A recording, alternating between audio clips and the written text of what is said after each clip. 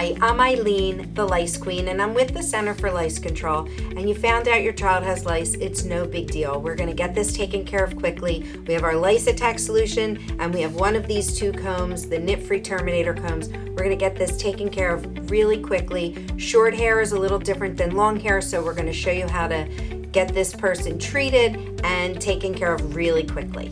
Applying the Lice Attack Solution to dry hair, starting with a circle the size of a quarter at the center of the crown. Make a circle every ½ inch to ensure the entire scalp gets saturated. Keep applying the Lice Attack Solution to the scalp until the entire scalp is saturated. Massage it through with your fingers and check for any dry spots. Add solution as needed.